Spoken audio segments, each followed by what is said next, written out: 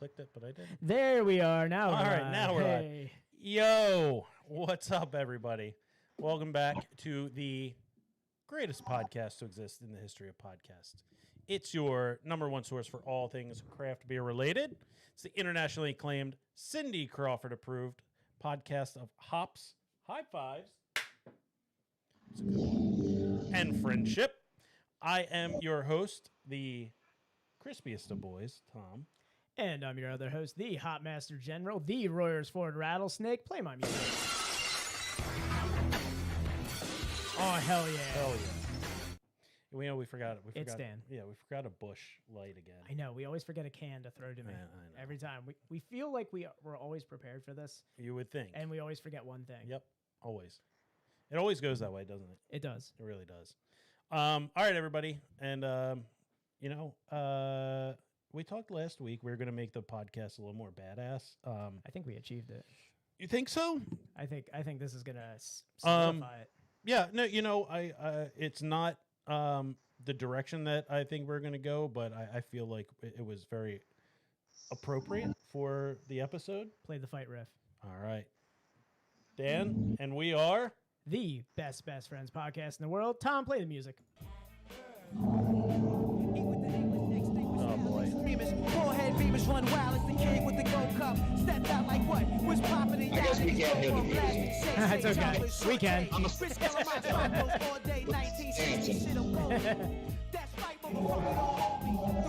All This right. is like this is what it's like to try and listen to Wu-Tang in a submarine. We're trying to listen to Wu-Tang in a subway. Subway system. There we go. Subway. Yeah, we played Wu-Tang. Yeah. Hear it. We played Gravel Pit. Just imagine it in your head. Just imagine it. Yeah. Play it from memory. It's probably in the tap room right now. So. All right. All right. So we're the best friends podcast in the world. We are joined this week by the owner and the head brewer from Root Down Brewing Company in Phoenixville, Pennsylvania. We're joined by Mike Hamara and Chris O'Keefe. Guys, thanks for being on. Yeah, thanks for having us, man. Thank you. This is going to be fun. It's going to, we'll see how this goes. All the sound and everything. You play music, I'll get to hear the Wu-Tang, so I'm left guessing, but this is going to be fun. We'll Dropbox you an MP3 file. Yeah. Right. We'll make you a playlist on a CDR and drop it off in your mailbox. Yeah. Skype was. I don't know what Dropbox is. Come on, man. I think Dropbox is older than Skype. Oh, no. I said I was going to make a CDR and put it in his mailbox. Or CDR or CDRW? Ooh, I don't know. CDR, man. Make it real old. Okay. All right. That's fair. So we're going to be enjoying some Root Down beverages. You would know which ones we were drinking if you were keeping up on our Instagram page, because we're now letting you know beforehand what beers we're drinking so you can drink along with us. We are. I mean, maybe we'll start doing it in a more timely fashion than... Yeah, I mean, lateness is kind of our thing. Yeah, it is what it is. Yep. We're busy men. We're busy. Yeah. Not All too right. busy to grab a beer, though. No. So let's get into some housekeeping so we can start to drinking. Yeah, I'm getting thirsty. Yeah. All right, guys, remember, subscribe, rate, review, I guess, or follow, rate, review. I don't know. Things are changing. Change is scary to me. Apple Podcast is doing weird stuff, but you can still rate and review, guys. So what's the rating, Tom? 5-star party. That's 5-star party. Even if you hate us. 5-star party, boys. Even if you hate us, give us 5 stars and tell us how much we suck. Yeah, we could. I mean, I guess that would be more interesting. It would be. Yeah. And if you guys like the podcast, tell your friends about it. If your friends are like you, if that's why you're friends with them, then maybe they'll like it too. I don't know. Tell all your friends. Yeah. Spread the word. Yeah. Also, guys, we always have to mention our wonderful partnership. That's the reason why we're here with Root Down this evening, is with Breweries in PA, which is the leading source of all things Pennsylvania craft beer, connecting beer drinkers to the PA breweries they love. Check them out, guys. It's breweriesinpa.com. Follow them on Facebook, Twitter, and Instagram at Breweries in PA. Our corporate overlords. Our corporate overlord. And we are still... As he watches us from the chat. Yeah.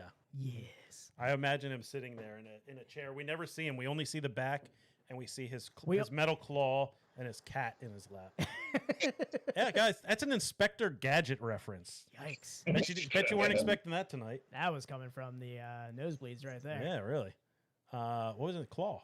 Claw was his name. Dr. Claw. Yeah. All right.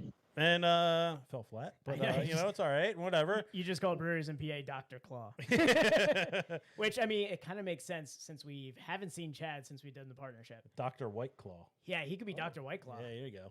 All right, and guys, remember we are a part of the Hopped Up Network. Hopped Up Network is an ever-growing group of independent beer podcasts. Check out all the other podcasts on the network at www.hoppedupnetwork.com.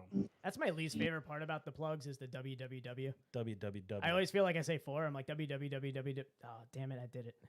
It's just Hopped Up Network. I guess you don't even have to. Does anyone ever use www anymore? No. I think you don't really even have to. I think you don't have to. You're not required to have it. What's Microsoft Edge? And I think Chrome did too. They got rid of www. It's just in a technical sense. It's all in the back end. Yep. So you don't really need it. It's jargon. It's jargon. We're talking jargon right now. Let's get the beer. Yeah, let's get some beers. We're gonna get an unnamed beer here. It was given to me in a back alley. Some guy opened up his trench coat and he was like, "I got the stuff that you like, kid." I was like, that makes it super rare. Yeah. That's super rare shit right there. I was like, this is so much better than waiting in a line for 4 hours for a very average IPA.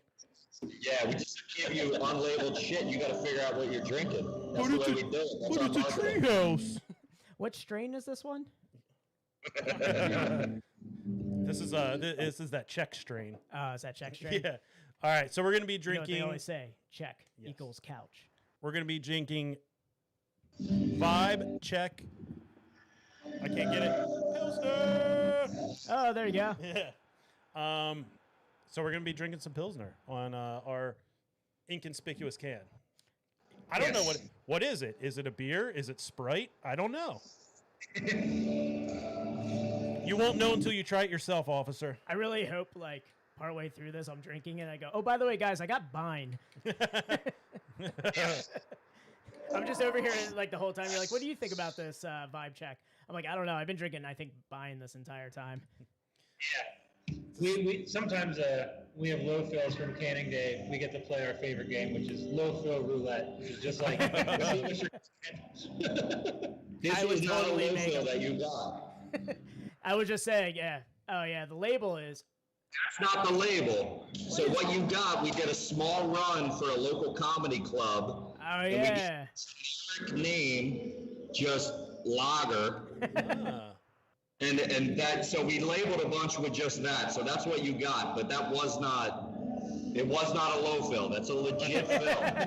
He is so mad about the joke he made before the stream. We're like, thanks for the low fills, guys. Guys, we have 16-ounce glasses. They will be full of beer. Yeah. We may have to open 3 or 4 of them to get the 16 ounces, but we'll get there. It will make it look like it was not a low fill. It's like McDonald's style. It can be a small, medium, or large glass. It'll fill it up the whole way. It's all the same pour. It just matters how much ice is in it. No, we're gonna be drinking some Vibe. Actually, before we get into Vibe, What are we getting into? we should talk about. Oh yeah, the worst place in the world. Yep, the cesspool that is Untapped, guys. We all know it. We all hate it, but we all use it. Everybody on there sucks a dick, and they can't rate a beer. So visit our Untapped Tell us how you really feel, Tom. at Best Best Friends Pod. That's at Best Best Friends POD. I went POD roulette, Dan. You got the weak one there. Yeah, I got the weak one. It's out of the way. It's out of the way. It's out of the way. The POD drops can only go up from here, guys. Hey, guys, we just post pictures. We don't rate or review the beers on Untapped, and neither should you because you don't know anything. All right, let's get into the beer. All right. Cool. Want me to count you down there, sir? Yes, sir. 3, 2, 1, go. Oh, good cracks. Nice. Very good, gentlemen. All right. Can I give a shout out real quick to Brother Kirshner's? Hell yeah. That's what I was thinking prior to this, and I'm about to slam it. Their Pilsner's phenomenal. Johan. Hell yeah. It's a New York name, just like Johan. And that, so we labeled a bunch with just that. So that's what you got, but that was not a low fill. That was a legit fill. All right. Phenomenal pills. Go see Kevin and Basil in Skippack, or or go down on the Brandywine River. Yeah, or you could take a hobbit trail across a bridge to like some camp out, and hang out with Basil. I mean, it looked like every time I saw Brandywine, I could just think this was definitely like Basil's home or something. Like you're just like going, like this is where he lives, isn't it? His beard was growing out. I was like, "Are you living at the beer garden that you guys do along the Brandywine? Like, what is going on, man?" He wakes up in the morning, stretches, and then walks out from under the bridge. Yeah, he just grabs like a shepherd's cane and like starts guiding goats on the trail. I don't need to know the time of the day. The earth will tell me. All right, guys. All right, boys. Cheers, gentlemen. Slancha. Cheers.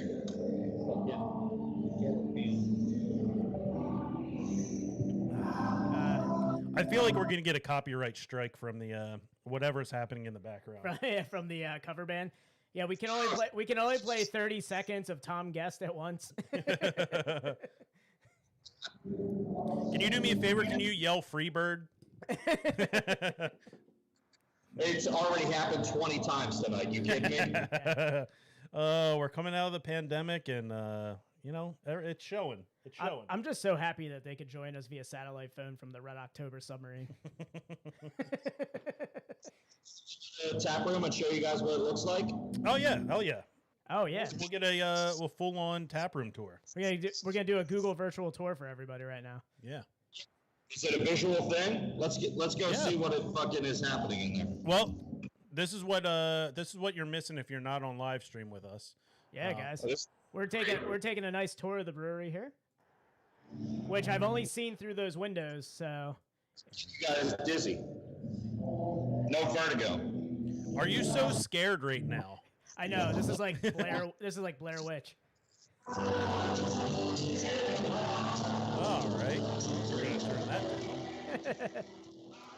All right, yeah, we got the cover band going. We got Tom Guest there.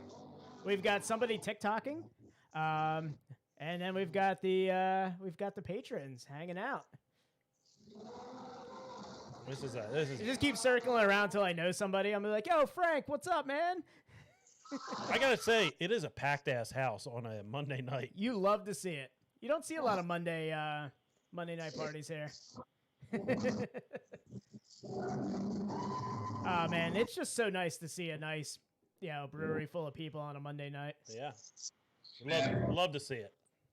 All right, so we're done here in West Virginia. Yeah, I'm done. Yeah, I'm done guiding you guys through the virtual tour here. See more at google.com. All right, so let's talk about a vibe check here. All right, fine. Let's go. I just wanted to listen to fucking music all night. It's his night off, and he's sitting here with us schmucks just hanging out. Honestly, I thought this podcast was during the day. You say 8 o'clock at night. I'm like, what that's my bedtime, dude. Hey man, that's our bedtime too. Yeah. You guys today. All right, so vibe check. Let's talk to the brewer about that. I'm going to put that on there. Yeah, this is a great tasting classic Czech Pilsner. I'm definitely getting the spicy notes, floral, little hint of sweetness in there on the back end. Super refreshing. Nice, good old fashioned clear beer. Yeah. Ticks all the boxes for me. Yeah, my wife and I cut work on a Friday and just went out to lunch at Root Down with the kid, and I had the vibe check, and that was the whole vibe of just me cutting out of work, going to a brewery at like noon, and just being like, I'm gonna have lunch. Just gonna go have some good old fashioned barbecue. Oh yeah. So tell us about the brewing process on this one. Yeah, sure thing. It's just kind of starting like ingredient wise. It's a pretty no frills on the grain side. It's just Wireman pills and some acidulated for pH correction. We're in a 15 barrel system, so it's 15 barrel batch. Hop wise, we're looking at we did move away a little bit from the classic. Yeah, this is where we throw the twist into. Yeah, it wasn't entirely Say's style hops, which I know, of course, is intrinsic to the style. We're also not using well water beneath the town of Pilsen, believe it or not. Using Phoenix Bill's Finest, which is great water, by the way. It's fantastic water, yeah. We've heard that. We went with Saphir, Herzbrucker, and then we threw a curveball and we went with Wakatu. I've been, which is a New Zealand varietal. I've been really enjoying using these, like the less sexy New Zealand hops, Pacific Jade and Gem. They're not the most appropriate in an IPA, and we found through some trial and error, but they're just fantastic in a lager. It's a supercharged noble hop, basically. Yeah. You get a little bit. I get that. I get a little bit of like almost approaching lemon lime kind of things going on, but then you get that nice spicy earthy note, kind of carrying it through beer. Really big fan of that. No, I agree. And actually, as I was going through the hops on your website, and you guys can check out their website at rootdownbrewing.com. Yeah, a little plug for you guys. Checking out the list, I saw that you guys had that Wakatu at the end, and I was like, oh, New Zealand hop, interesting. So it's kind of cool to see that. And you're seeing a lot of like the NZ Pilsners going around these days. A lot of people are doing it. You want to know why? I'm going to give you an inside trade secret. We all agreed to a bunch of hop contracts. And then we're going to make IPAs with them, and we're like, you know what? They're better with Pilsners. And that's why so that's coming from the owner. Like, we're not wasting that money. We're going to put them to work. So, yeah. And they do great Pilsners. We did a whip beer with them as well. It's just phenomenal. It's a supercharged noble hop that over the top spicy. It takes it to the next level, man. It's beautiful. Yeah, I was thinking about that the other night when I was having one, about like the spicy floral notes that I was getting on it, and it was just overall just a nice, tasty, original kind of Pilsner with that supercharge right there. Yeah, you get a nice like pepperiness from it. Not super overpowering, but it's it's right up front. It's really nice. It's the whole the beer as a whole is super refreshing. I'd say this beer's a vibe, man. Mm-hmm. Total vibe as the what's that? 1-2 star on Untapped? No ratings on Untapped. We are a rating free podcast. Yeah, I don't know if it's hazy enough. I don't know. I don't like Pilsners, but it's a good Pilsner, so I'm gonna give it a 0.25. Do you guys allow people to mule your beer? Because that really goes into my score. It really affects it. I'm still waiting for our first mule to show up. It hasn't happened. We're just not that type of brewery. No, they don't want to mule a GABF gold medal winning American IPA. No. Can that we gave you. That's how we serve all our beers. So nobody, it's all about the cool label.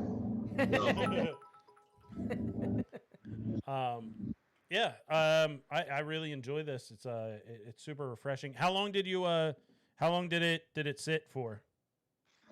Too long. Yeah. This one we did longer for about approaching 6 weeks, I want to say. Oh, okay, cool. Okay.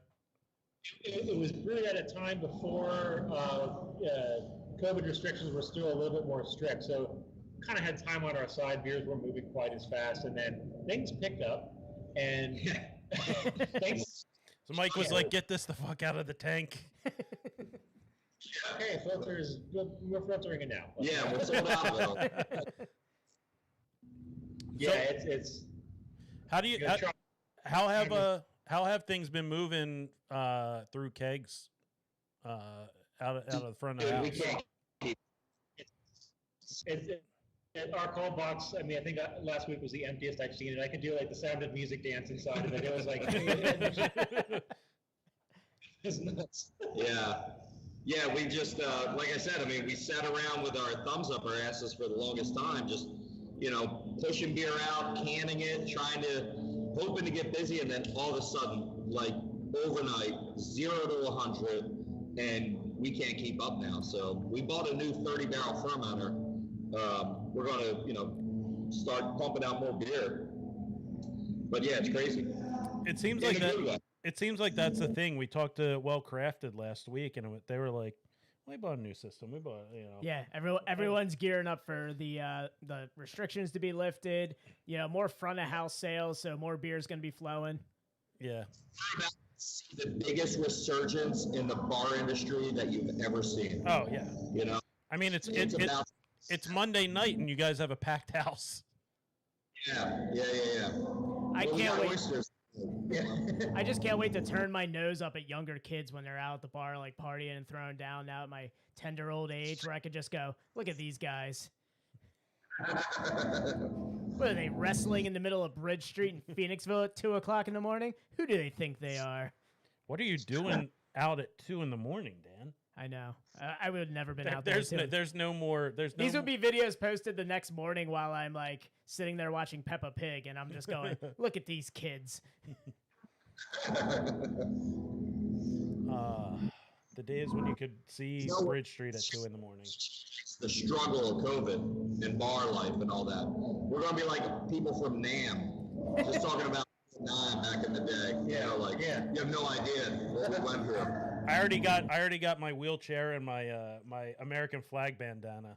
I'm gonna start rolling around like born on the 4th of July. Yeah. God damn it, kids! Let me tell you about curbside pickup.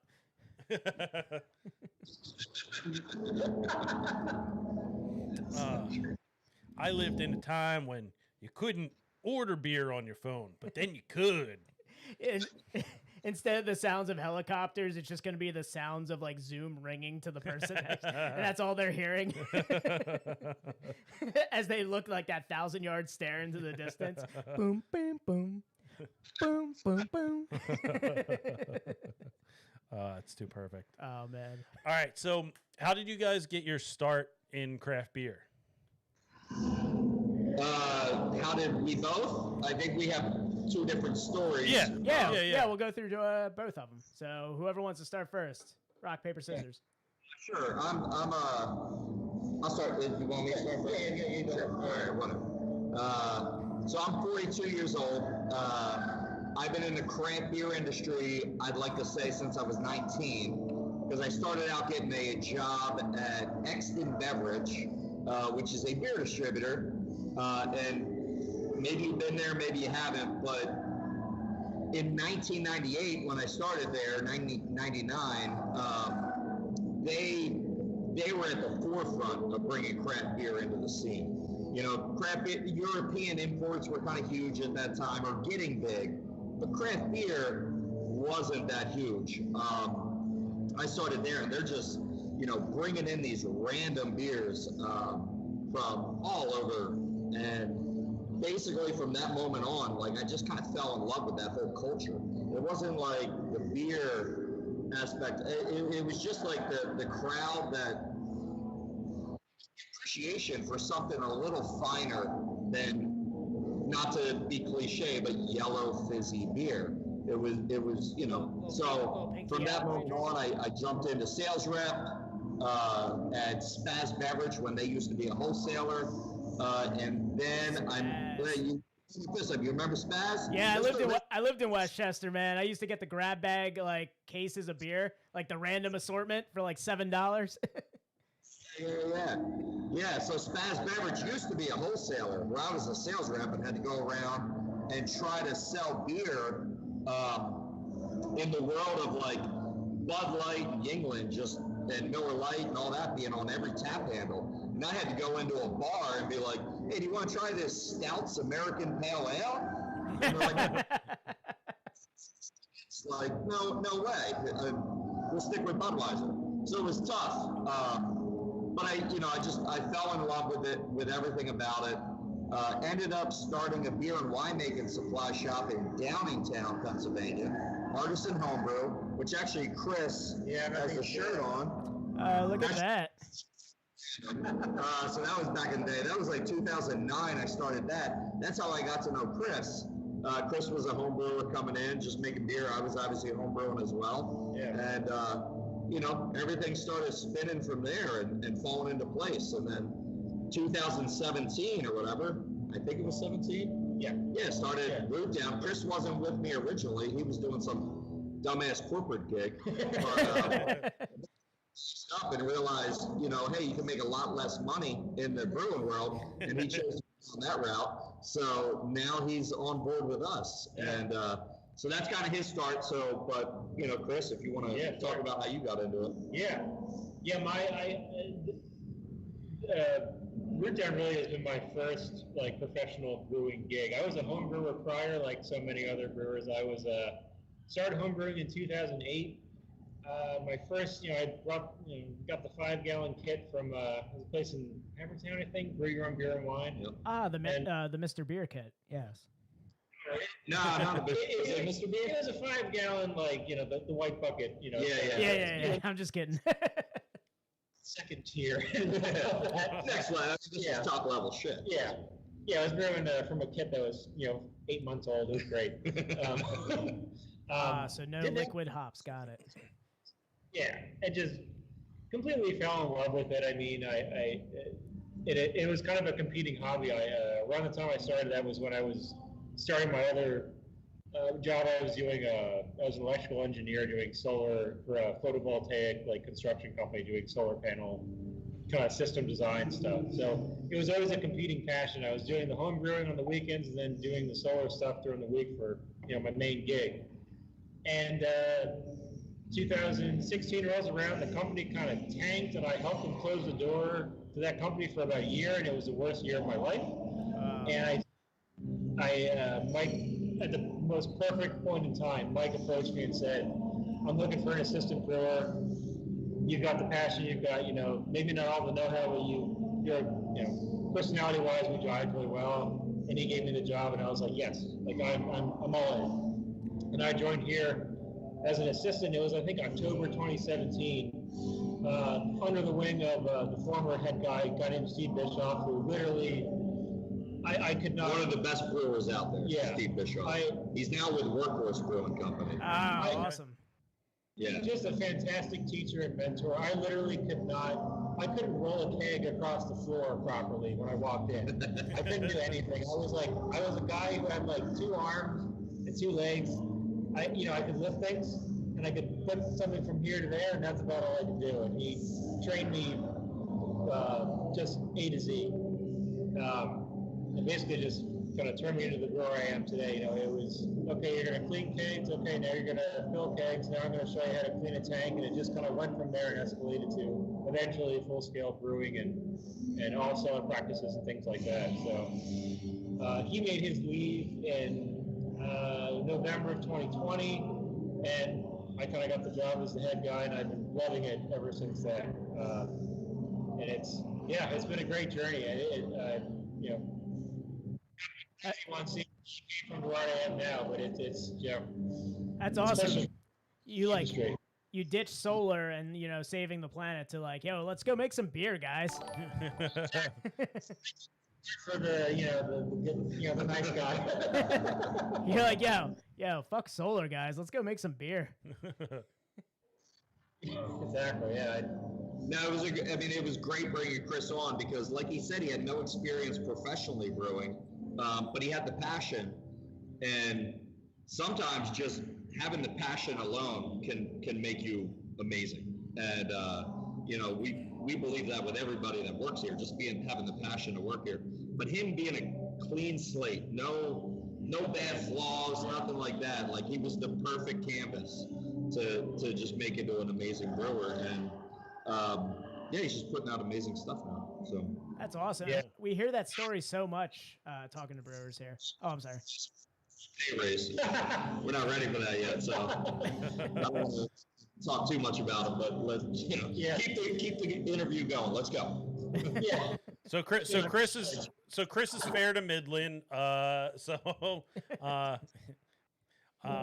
No, it's awesome to hear this because we talk to brewers all the time, and a lot of people come from that background like Chris. It's a passion kind of thing. We talked to a couple months back 10-7, whose head brewer was a dog who was watching dogs for the owners of 10-7 before he became a head brewer. So yeah, man, and the lead dude just retired, right, as a cop. He's now right. Yeah, I guess he was celebrating his retirement as we had him on the podcast and everything. Yeah. He was saying how he just retired. He was getting ready to retire, or just retiring. Yeah. So we talked about that. But yeah, it's great to hear that, like, sometimes all you need is the passion too, and the right mentors, and getting right into the business. It's awesome. I mean, look, there's a lot of technicality in brewing, but we're in an era of brewing right now where, so like when me and Chris were home brewing early on, like things we honed in on was making the clarity of beer and fine tuning beer. And then, like all of a sudden that shit got thrown overboard, and it was like, who is crazy shit you could ever do. So now it takes a lot of passion and creativity to be a brewer, and that's, I think, the great balance that Chris has. He can make the fine-tuned shit like you're drinking right now, but he also has a wild aspect to him where he's all about experimenting and keeping up with the new trends coming in, whether we like them or not. He's keeping up with them, and we're doing fun shit, and it's a good time. Yeah. So you gotta pay homage to the old classic styles, but also stay contemporary. It's you gotta walk that line. I think we're in the like grunge era. Yeah. Now this is like the grunge. You guys are just like wearing flannel shirts around your waist a little bit. Yeah. I feel like the haze craze is kind of like going along with the time. It's like the haze craze is like the TikTok era. Like, it's all about hype. That's all it is. I feel like I just want to call the haze craze like the boy band era. Like grunge is more like I would say grunge is more like the IBU wars back in the day, when like everybody was like, yeah, let's make the hoppiest like West Coast American IPA. Let's go beyond where you can actually taste IBUs.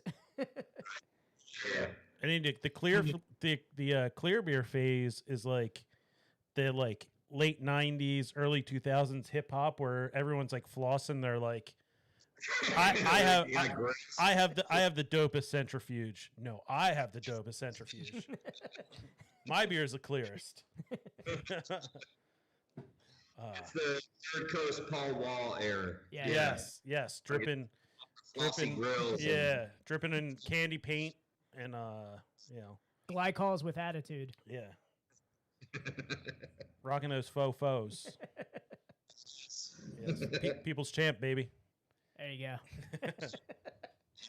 All right. Well, I guess, are we going to get the final thoughts on this? We already cooked through this beer. I think I have a Paul Wall CD in my Forester. You need right there. You drank it, right? That's it works. It's a good note to end on, because that's kind of the whole point. Yeah. Ultimately crushable.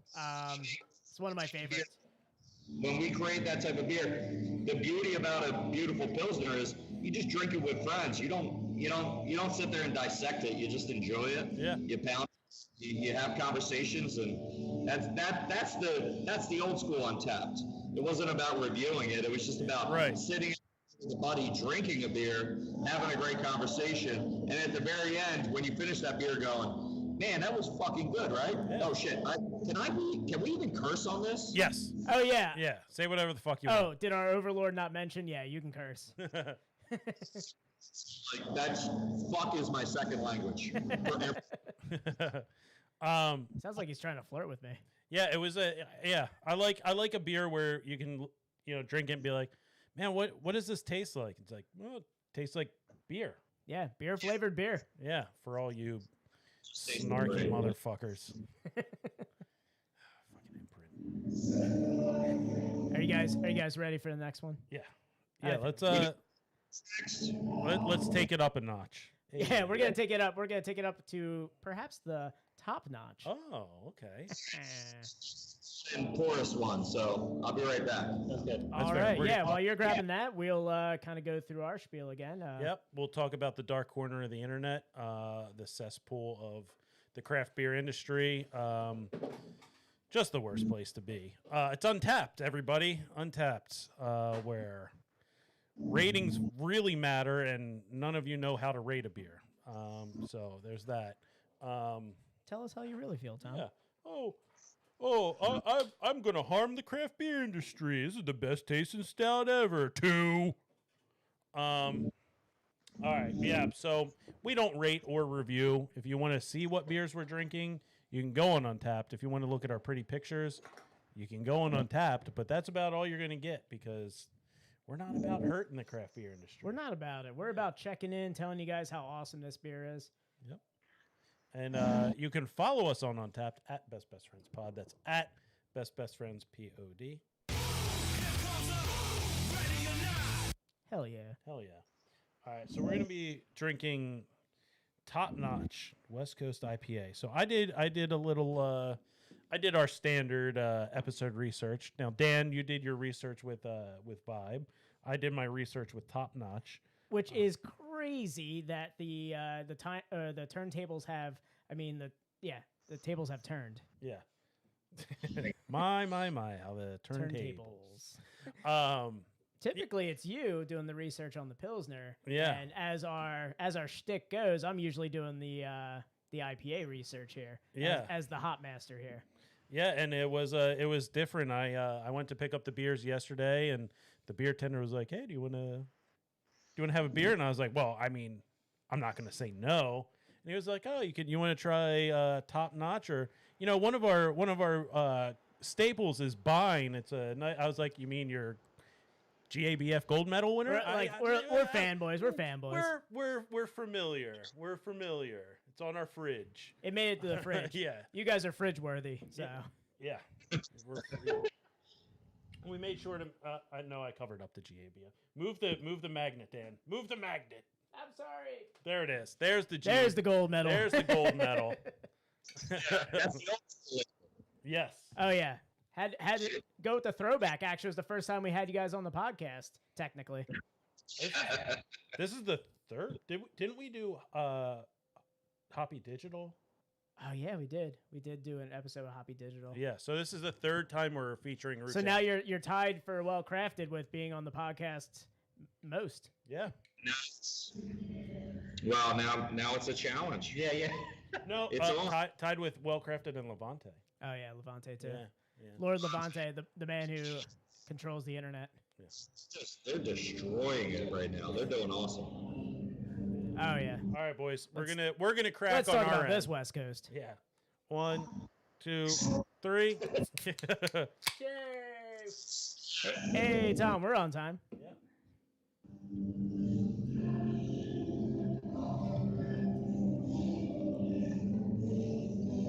Guys, I gotta say, I'm lacking haze over here. It's just There's something wrong with it.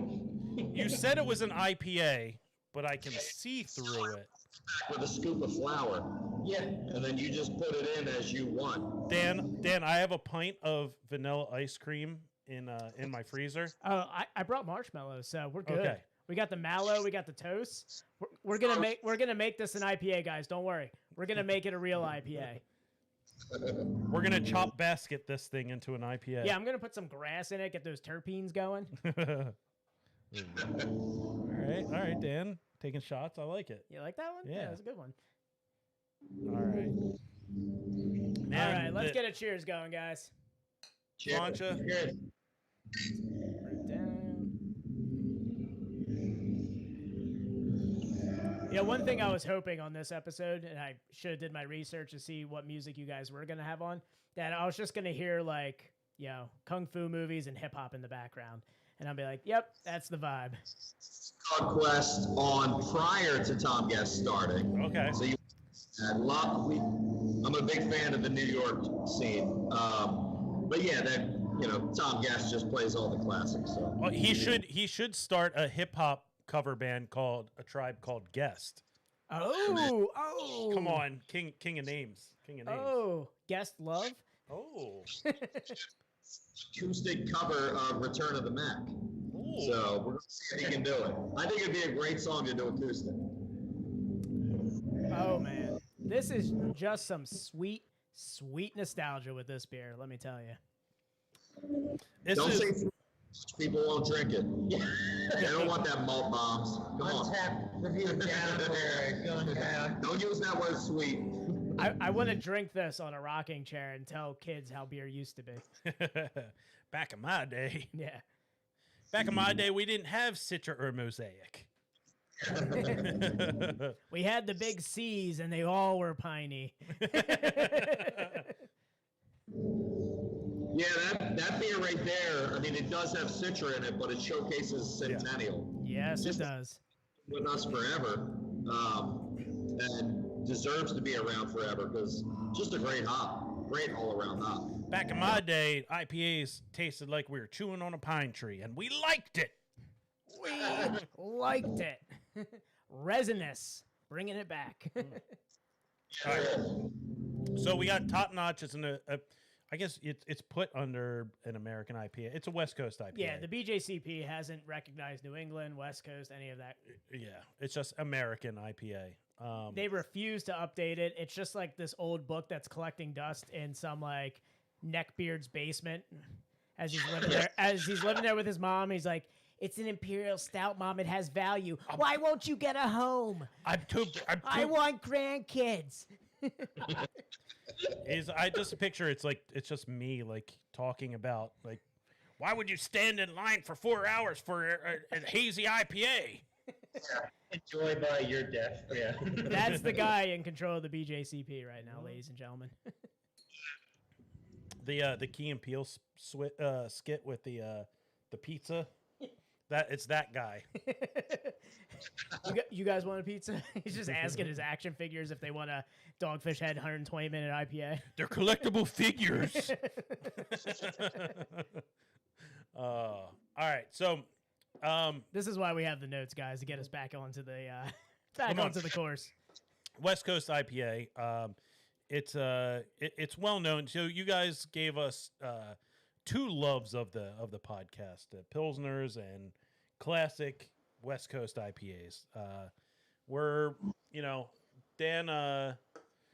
Dan's was the resident hazy boy, but I feel like you've kind of skewed away from the haze. You know what? I mean, You enjoy the haze still. So yeah, I came out of the IBU wars. I was injured.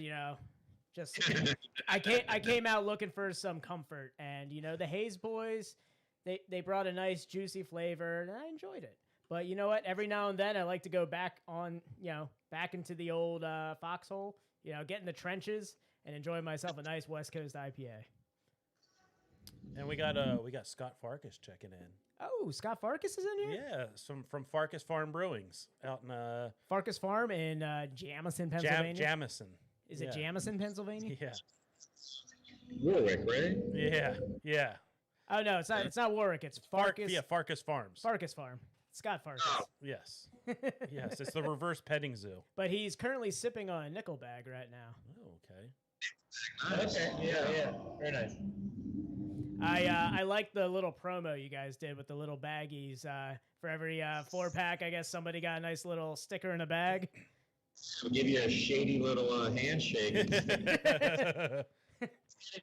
Cool. It's getting harder and harder to explain to my parents what I do for a living. Christopher, what's this? Is this a nickel bag? You're breaking your mother's heart.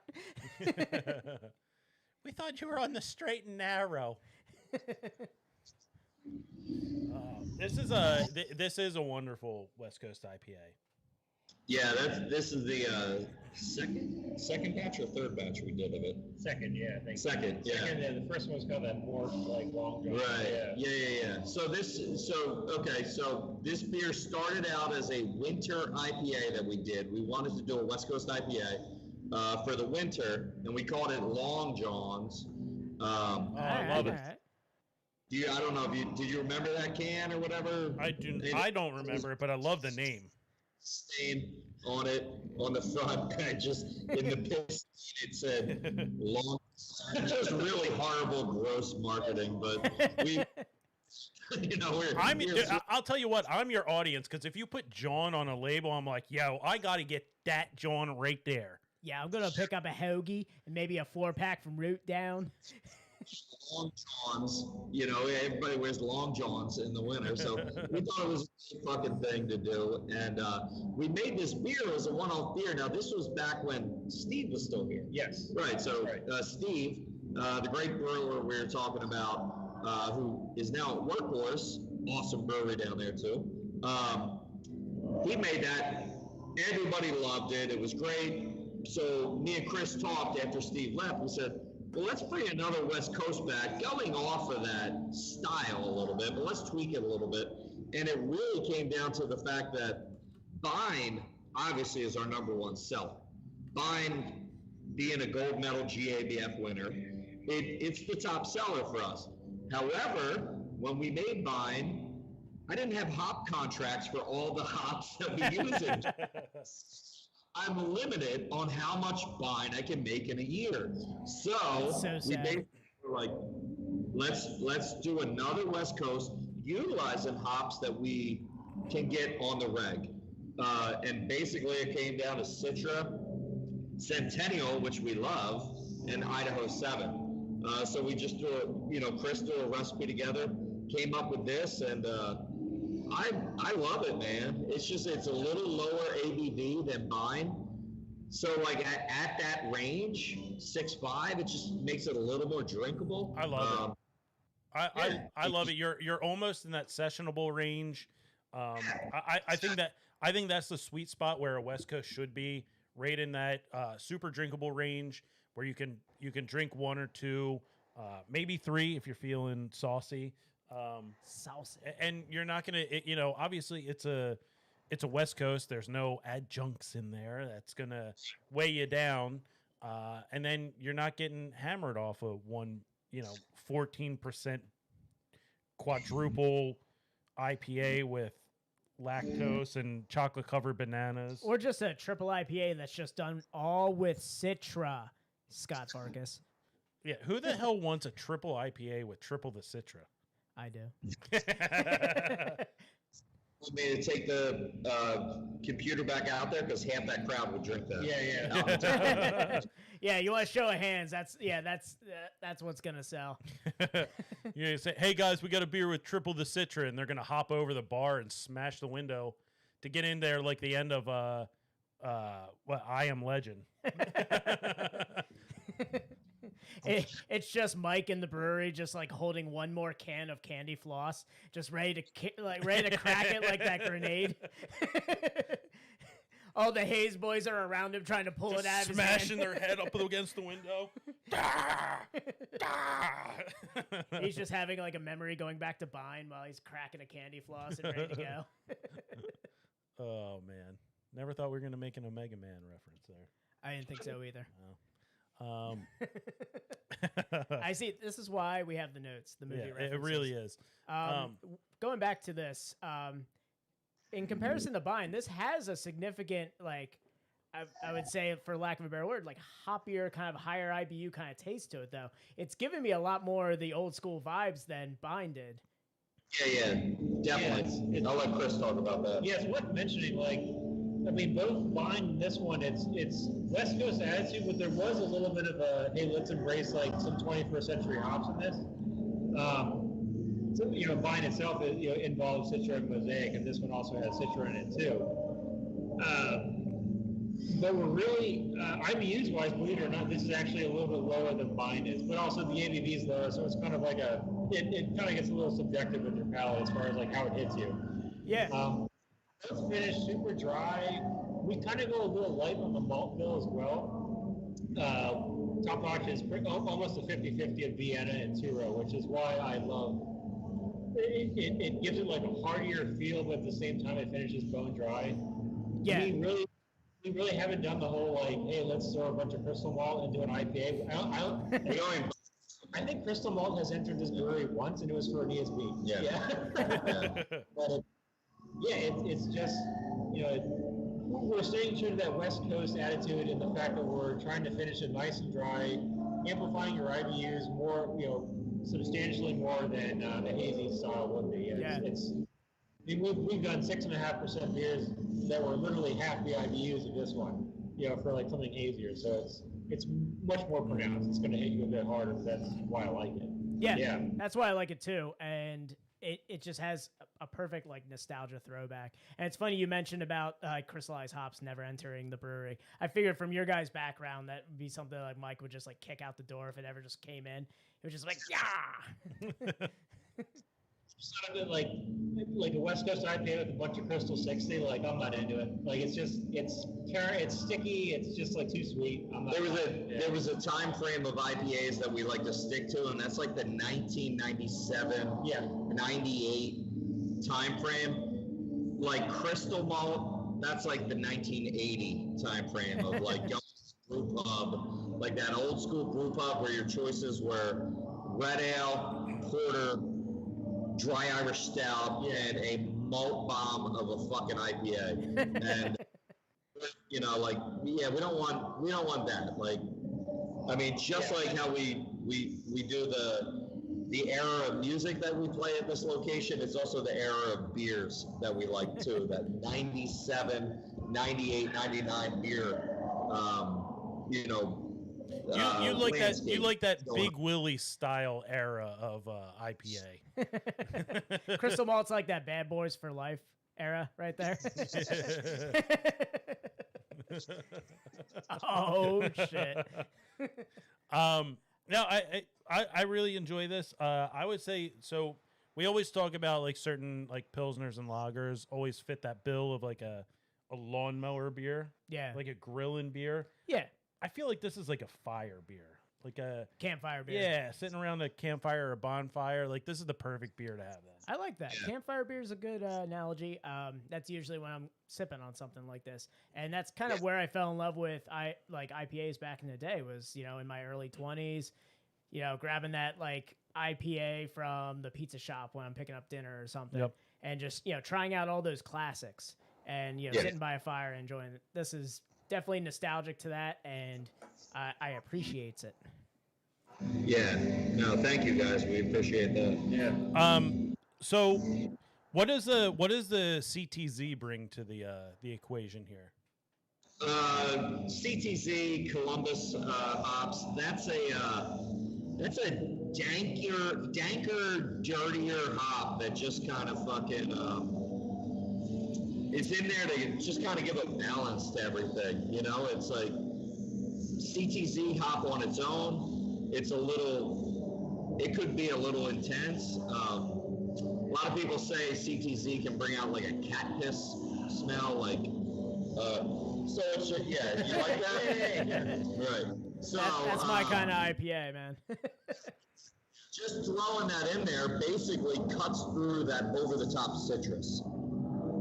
You know, because look, citrus is great. Citrus hop, citrusy, orange, you know, hop it's a beautiful thing, but we like to kind of balance everything and kind of cut through it a little bit, so it's not so one-dimensional. Yeah, it's definitely coming through here because you have a great array of like bittering hops that are classic West Coast hops.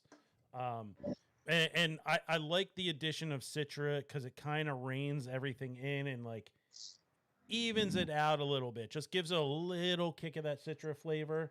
I mean, obviously it's overpowered by the bitter hops, but it kind of acts as like almost a little bit of a counterbalance there. Yeah, it's like when Linkin Park played the music for Jay-Z, and you know, when Linkin Park did like Jay-Z's songs, like it was still like Jay-Z's songs, but like, you know what, a little more approachable.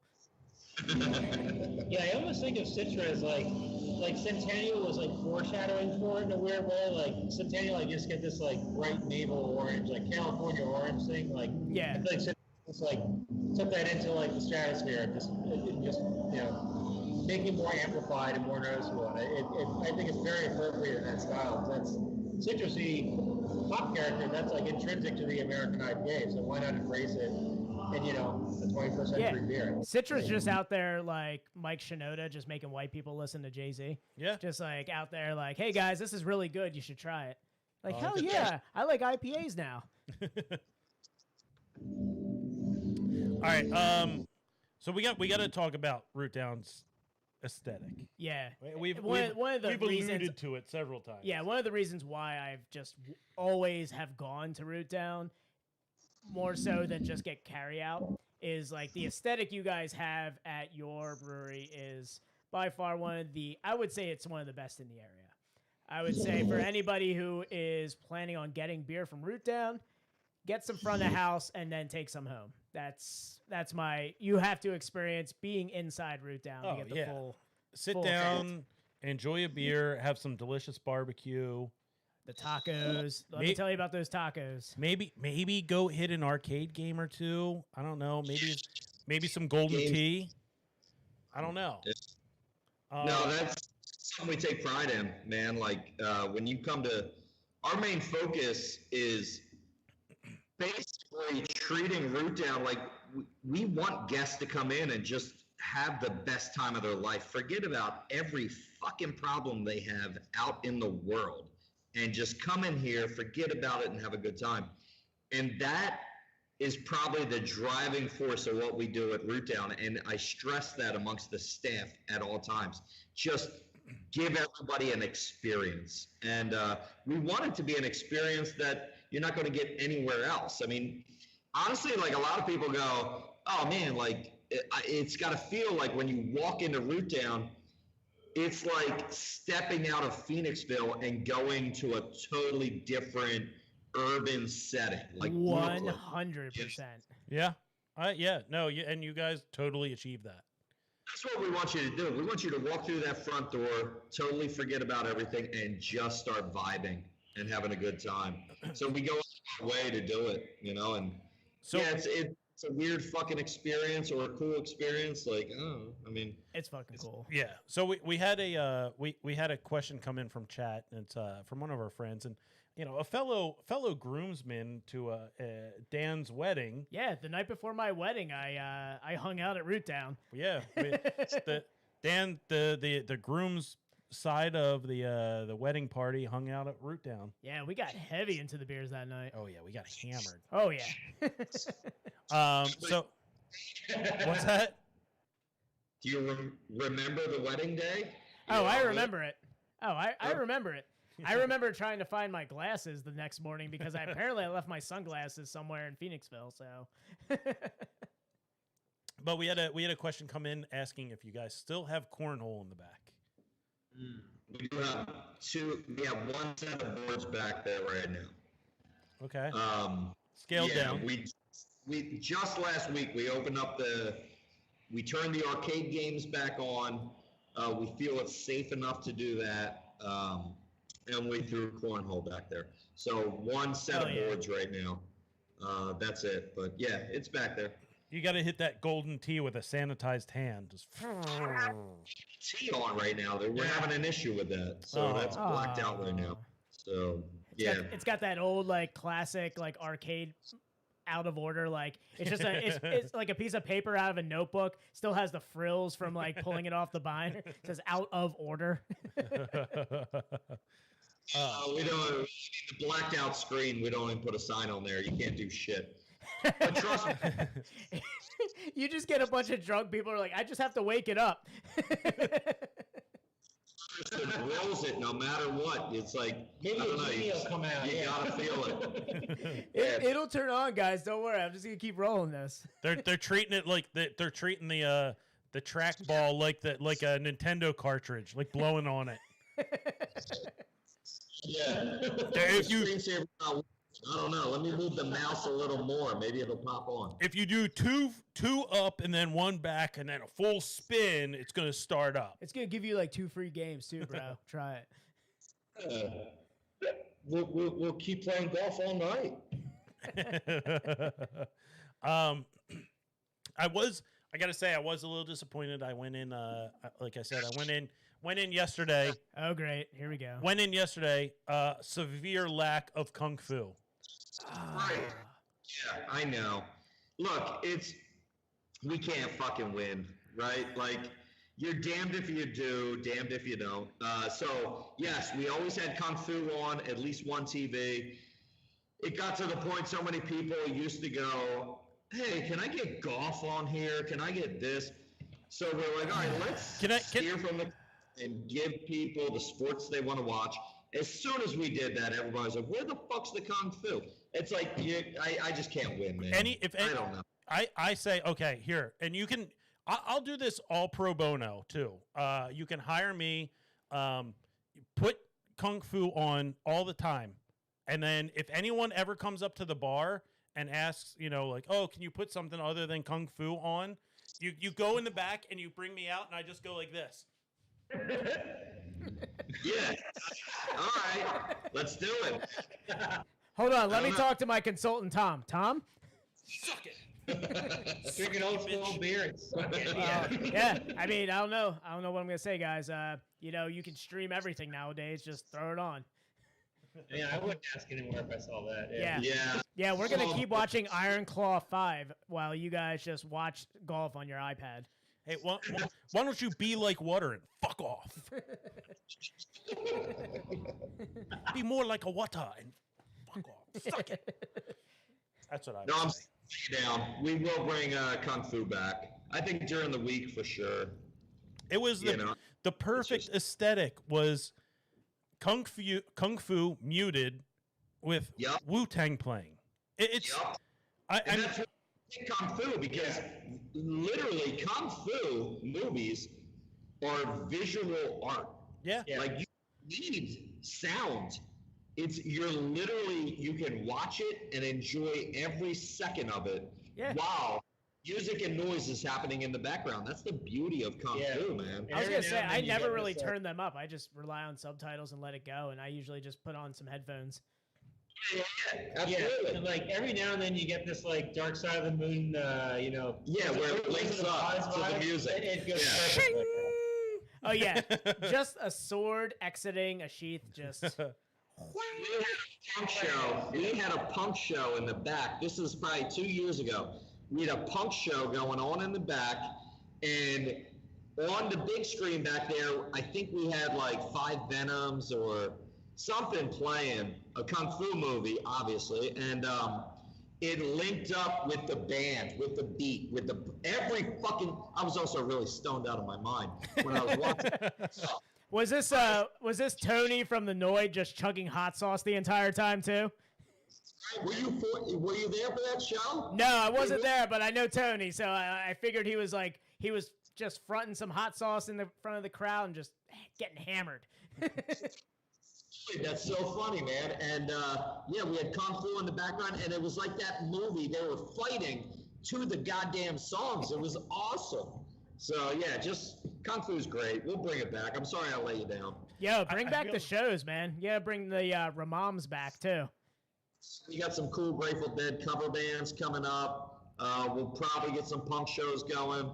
We had the Queers.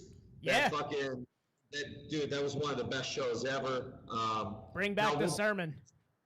We gotta look. We're dipping our toes back into normalcy, right? Like, eventually we'll do the Cannonball in, but yeah, I just want 100% normal Root Down again. Make Root Down great again. That's what I want right now. Bank account wants it too. So I feel like you need to bring back the Kung Fu and Wu-Tang together, because I feel like every time you hit play on both, and when they kind of go together, somewhere in the world, there's just a tear that rolls down Riz's eyes. Yeah, absolutely. Riz is just like, oh, somewhere, and something beautiful's happening. Yeah, and for some reason, Capadonna is getting a check.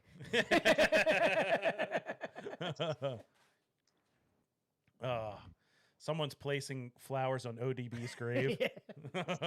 It's one of his baby's mamas.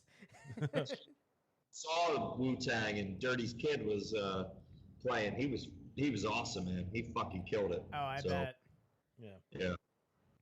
Yeah. Man. All right. Well, where we at now? Where are you on your notes? Let's stay on track. What's going on? Oh no, we're on track. That was part of our notes. Yeah, literally, we were like, Root Down aesthetic, Kung Fu movies, and hip hop. If we can stay on that track, we're good. Yeah. Is that a night? Thanks, guys. Thanks for having us. I'll see you later. Sit down, Mike. So, kind of staying on, I guess, the punk aesthetic here. Oh. Dan's segment is brought to you by Thrasher Magazine. Yeah, so I grew up in skate culture. So one of the things I used to love about Thrasher Magazine was your skater's favorite skater. When they would interview somebody, it was like, who was somebody you looked up to? Who was like your favorite skateboarder growing up? I like to ask the brewers and the owners, who was your biggest influence? Why did you get into the business?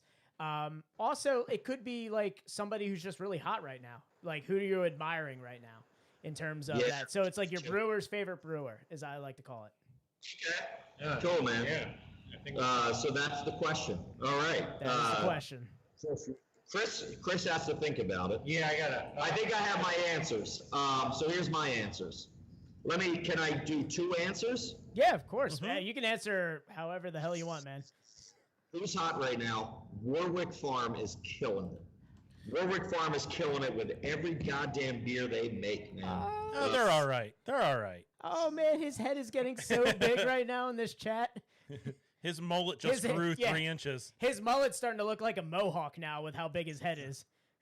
Hairdo or nothing. our introduction to their beer was like a Pilsner, and then I had a barrel-aged Doppelbock, and I was like, it was excellent. Yeah.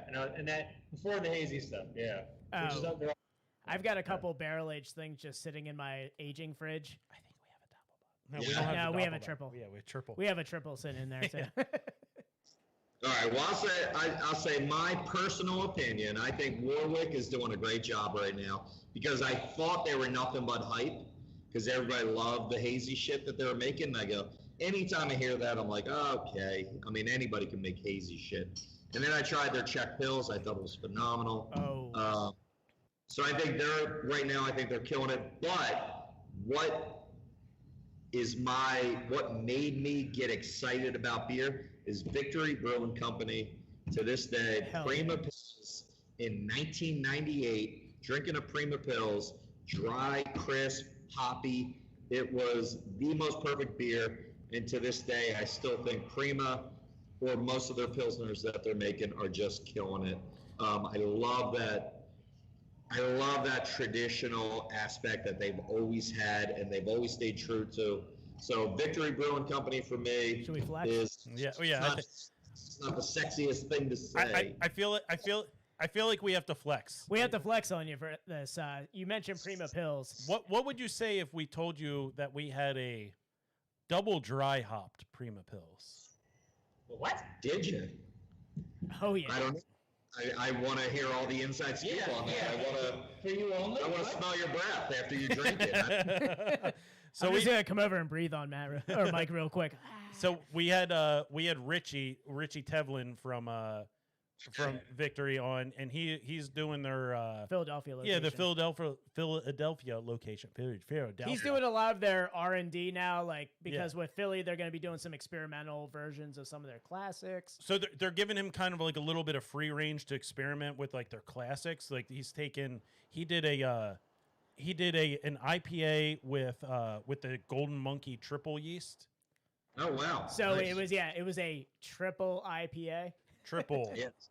There you go. So he gave us a crowler of double dry hopped Prima Pils. Oh baby! It's awesome, man. It didn't last long between us. No, it was.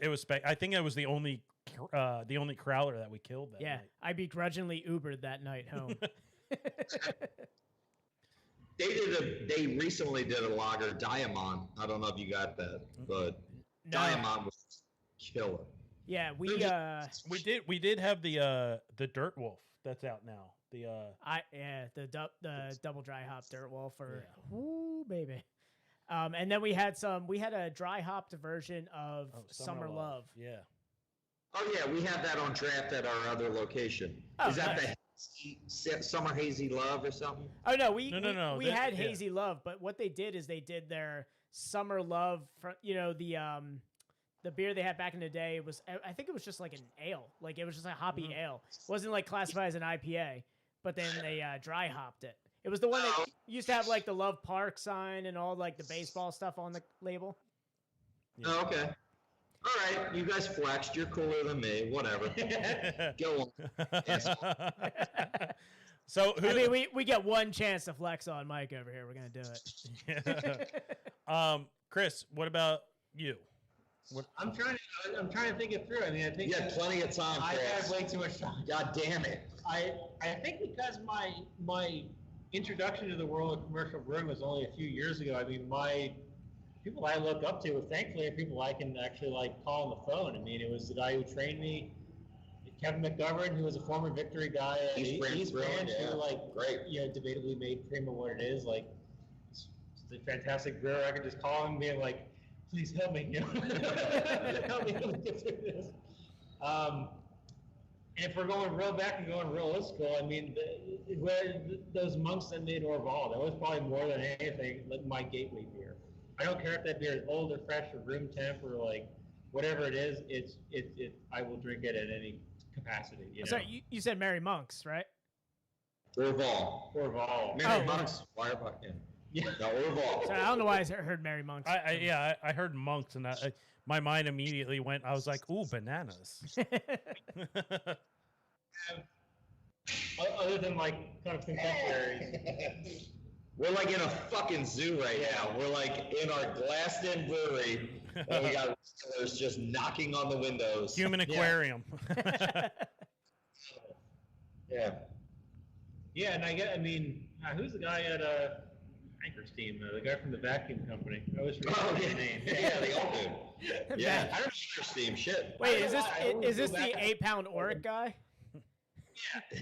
The guys that were there in the early days, I just loved because they just imagining like there's like 10 breweries in the country, and then one guy's like, I'm gonna make a warm fermented lager with a bunch of crystal malt and Mount Hood hops. Like I just think that to me it just still blows my mind that they have the balls to do that. And I always go back to the old school, like them, Vinny from Russian River, like Ken Grossman, of course, yeah. Bill and Ron from Victory, like the old school heads who just had the balls to do this. The innovators. I always like to call them the old guard. Yeah. Seriously, like the guys who were more fearless, like they're just, yeah. I mean, Ryan at Warwick, when we asked him this question, he's significantly younger than us. Oh yeah, he's younger than us. But his was Rob Todd at Allagash. There you go. Yeah. Oh my God. If you're talking old heads, like he's a super innovator. Yeah. But Todd, Oliver and shit, the push that they did at the time that they did it, So Garrett Oliver's my white whale. Yeah. That's why. I guess that's a pun. But, sure. Yeah, we love Root Down, but man, if Garrett Oliver was like, "Yo, we'll show up on Monday," I'll be like, "Well, yeah, we're canceling.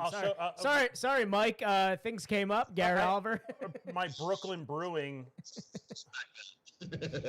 I have a Brooklyn Brewing. A Brooklyn? Yeah, a Brooklyn brewery sign above me. I just see your crotch. Yeah. I just. Don't switch it. We love the deal. Yeah. He's not wearing pants. Now we know. Yeah. I love that old guard. Like I feel like all of the guys that are kind of like in our age group that kind of started drinking. Sorry, you guys seem young. We're what are you? Mid-30s. What's that? Mid-30s. Middle 30s. Yeah. Okay. All right. You fucking guys. But we all started drinking. You started drinking a little bit before us, but in that era, like right before like the big craft beer boom, like in the early 2000s. We were drinking craft beer in like 05, 06. Yeah. We started, as we were getting, legal and, in our pizza place up the street. You all kind of have like that, we all kind of have that, like, those typical, like, go-to beers, like, that bring us back to a certain point. It's like you said, like, Anchor Steam. Like, I went through, like, a huge Anchor Steam phase. Yeah, like the California Common, just that type of beer and everything was just. You have like Newcastle Brown Ale, Yards Brawler. Yeah, Yards Brawler, Rogue Dead Guy, Jam. Back in the day, Pete's Wicket, Pete's Wicket, late '90s was. Oh yeah, that was the one. They went out of business, right? They did. Yeah, and it was honestly because they were before their time. But they were the ones that made people jump or realize that craft beer scene. Yeah. There was a brown ale. They did a winter ale, a summer ale. they were on par with Sam Adams and everything. But you had like you had Sierra Nevada that was doing. You had Sierra Nevada that was doing their standard IPA. You had Celebration. You had Torpedo. Man, I'm just sitting over here with like a smile on my face, or like thinking about the yesteryear. Celebration is probably one of the best IPAs. That IPA, Celebration and Hop Devil, probably opened my eyes to IPAs. Yeah, I think everyone on this podcast got into beer when it was more regional. There wasn't 8,000 breweries. There was like a couple hundred. So it's like, I mean, it's even crazy to say. I went from Busch Light to Brooklyn Lager, and I thought it was too hoppy. And I was like, we were going from like Pabst and Lion's Head to Keystone. Like Lion's Head was cool for a while. Oh yeah, remember that? Yeah, the puzzles. Fuck yeah. That's still a good beer. It's still a good beer. It's still a good beer. Lion's Head IPA. Have you tried? It was pretty bad. The IPA, but I was like, fuck yeah. But just Lion's Head in general, not bad. But you got like we could go on for another hour just like naming like we go up sit here and be old guys name dropping beers like we're just you would go. I mean you would have to go up to like Craft Ale House and like try all the different shit. Like that's where you could go and get like Dale's Pale Ale. Exton. You went to Drafting Room and it was in Exton, just craft beer, imported beer, and you went there to try new shit in 1998. And you know the shit, it was like Acme IPA, Red Seal, and but that was the hot shit at the time, and it was great. Dude, you're like the Toby from H2O of craft beer. You're like the Toby from H2O of craft beer. You're just like back in the day, 1998, hardcore was alive. All right, I think on that we need to wrap up. We're gonna wrap up the podcast portion. We're gonna continue the stream. I'm gonna grab another Pilsner. You grab another Pilsner? We need refills too, so I'm gonna go get a. All right, so marketing thing where you get all those people that pay you money to keep this going. You do that. Good one. Yeah, pay us money. Sure. Okay. Okay, Matt and Chad are not paying you money. You gave them a big shout out. I'm pretty sure that Chad is just a software program on Matt's computer. I haven't met him in person, so I'm pretty sure he's just a cyborg. I thought he was a life-size cutout that like you would get at like a Hollywood video. I thought somebody just took Stone Cold Steve Austin and airbrushed his face with like the Snapchat filter, and I was like, oh, okay, that's Chad. Nice. Matt just took a fake beard and slapped it on a Stone Cold Steve Austin thing. He was like, Chad? You're Chad now. With 2 Ds. All right, go grab a beer. We're gonna close up the podcast here with Chris, and then we're gonna go into the stream and continue to hang out. Yeah, cool. Awesome. All right, good. Guys, thank you for sticking with us. We're gonna do some housekeeping here. Remember, subscribe, rate, review, or follow, rate, review. I don't know. Things are happening in the craft beer world or the podcast world that I'm not on board with, for one. But the Apple Podcasts are doing follows and subscriptions. I don't know. They want us to do extra content for money, and who has the time for extra content? Well, I mean, we are trying to start only cans right now. Right, we are. Yeah. So only cans. we're trying to sell premium craft beer content on a new platform called Only Cans. Yeah, where Dan and I are going to put our feet next to cans of beer. Yeah, it's going to be great. Feet picks next to beer. Hopefully, I can charge people like $15 a month. Yeah, we'll see what happens. Something like that. All right, guys. Follow, rate, review. Review helps us make the show better. Helps our Apple scope or whatever they say. It helps other people see. Helps the algorithm. Yeah, all the right, algorithm. I'll get technical with you guys. It's cool. The arithmetics. The arithmetics, as it were. So subscribe, rate, review, get ratings. Dan, what are we rating? 5-star party, baby. 5-star party. And if you like the episode with the guys from Root Down, we have a full catalog online for you to go back and listen to with a ton of great breweries. Ton of great guests. Mostly PA, but we sprinkle in some Jersey here and there. Yeah, we sprinkle regional craft Yeah. beer. I mean, hey, if Anchorage wants to answer our emails and get on this goddamn podcast, Nope. we're gonna do it. Nope. Gabe Fernandez will never answer me. I'm just that I'm that's all. He's just a fanboy that goes to spam now. Yeah, for sure. He posts his cell phone number and it goes right to voicemail. Why even post your cell phone if you can't reach him? I've left How several. often is his voicemail full? I have to ask. It's not full. Ever? No, I've left he's got unlimited? several messages. Just please, come on, please. Hold on. Did you ask Matt permission if we can have Anchorage on? I don't know. Matt, Did you sign a TPS report? Matt, sorry, buddy. We're overruling you on this. We have a $50 bottle of Anchorage beer sitting in our fridge, and it's just waiting for Gabe to come on. And we're just, it's just sitting there. It's just sitting there. We're gonna be like two skeletons in chairs when he finally agrees to it. He's gonna turn on like Skype, and it's just gonna be us like. It's gonna look like a Goonies set over here. Maybe we'll make it happen eventually. You know, I had a whole plan. We'll talk about it on stream. I had my whole plan of how we're going to get there. Anyway, yeah, tell all your friends about the podcast. If you like it, they might like it too. Upcoming guest next week. Dan, we're going to be in the brewery again. We're on the road again.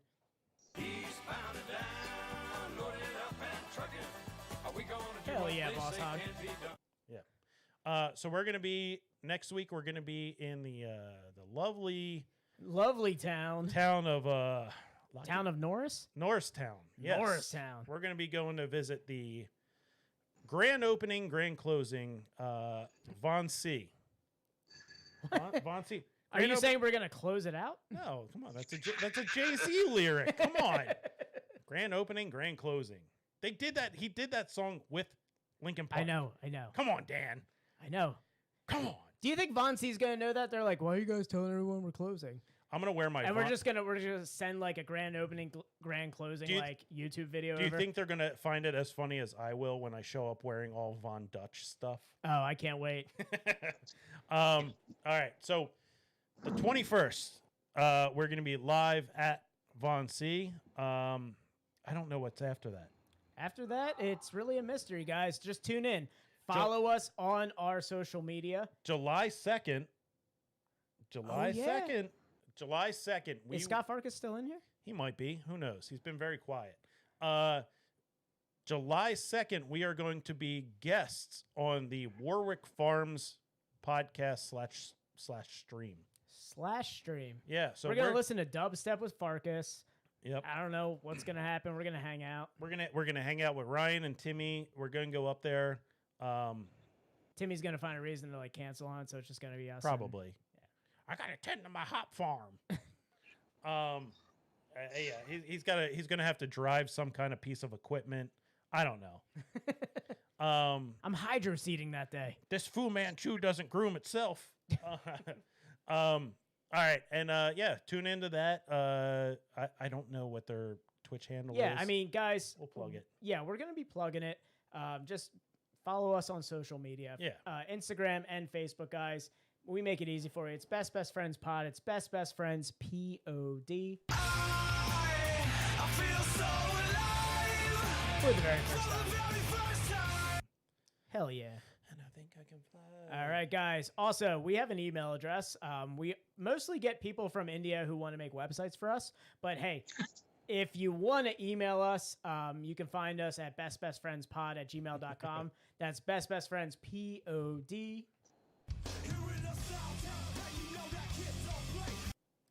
I can't wait for the next punk show. I can't wait for the next punk show at Root Down. I'm gonna mosh so hard. All right, guys, and follow us on Twitch. If you're not in stream, you can't get in chat. You can't ask questions, and we're gonna exit the stream here. We might talk. We've got some questions for the Root Down guys that we're gonna go through. Yeah, that's gonna be only on the stream, so you guys are missing out on audio. Yeah, if you're not getting on Twitch, you can't get into the chat. You're not going to be able to hit up that the bonus footage. Bonus footage. Yeah. I like it. Yeah, bonus time. We're going in. We're hitting extra time.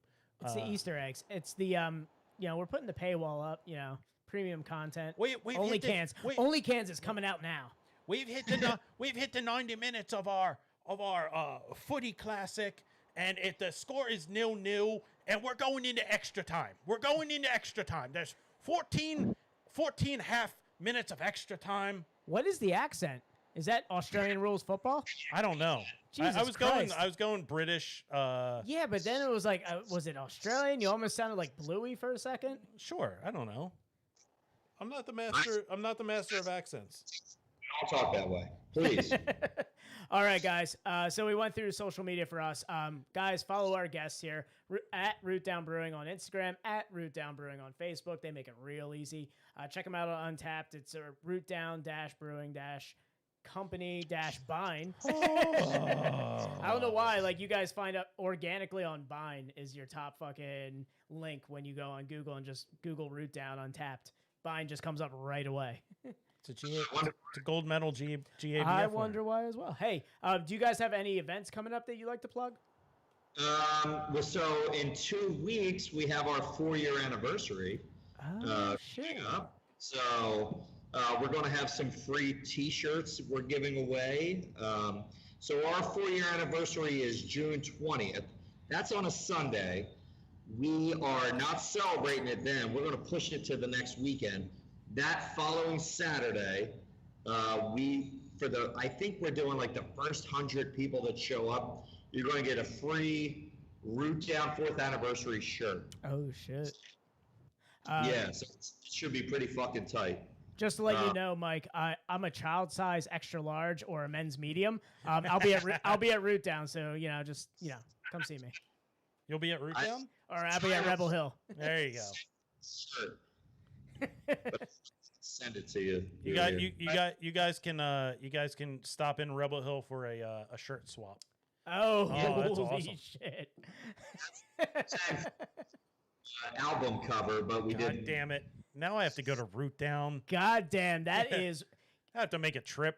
The podcast is ending, guys. Catch the stream. Yeah.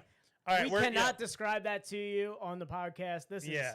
We got to get out of here. Does that say Killa Beers? Holy shit. Yeah, you guys are missing out on the stream. All right, everybody. Join the stream, twitch.tv/bestfriends podcast. It's twitch.tv/bestfriendspod.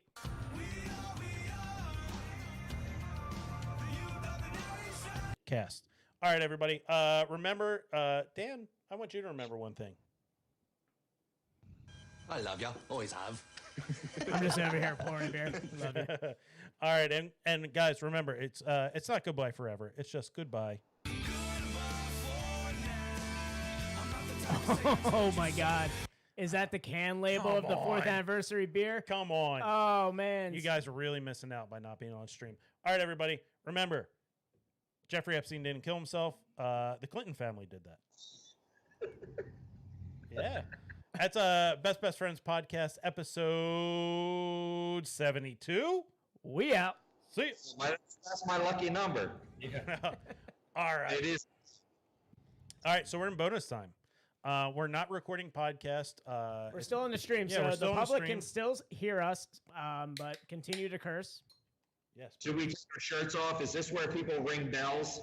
Yeah. And we thank them for their money donation? And we do Yeah, we're just hoping the cash starts rolling in. So, guys, welcome to Only Cans. This is onlycans.com. This is our idea.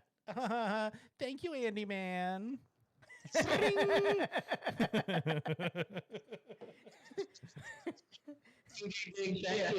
you, bonus 69. Yeah, thank you, Big Daddy 69. Ah. Thank you, Big Daddy 69. Oh man, yeah. If you guys aren't on the stream, you're missing out. Well, everybody's on the stream now. Try to get back there. That's a fresh pour. Is that top notch? Oh yeah, of course. Okay. All right. Can you guess what I'm drinking? I bet you can't. Some dirty alley street beer that we give out to.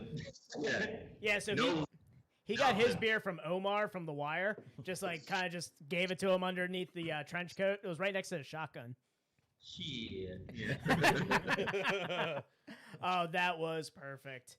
He gave it to he gave it to me like one of those guys in Times Square that hands you a mixtape, and he's like you touched it, now you got to pay me.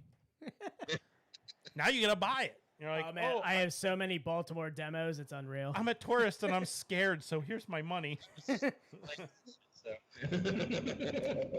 All right, guys. So you gave the stream a little preview of them badass T-shirts and that can label. So we had a little bit of a kind of a little bit of a quiz. Would you say, Tom, is a little bit of a game show? Oh, I shut it down because they couldn't really hear it, but I'll bring it back up. Okay.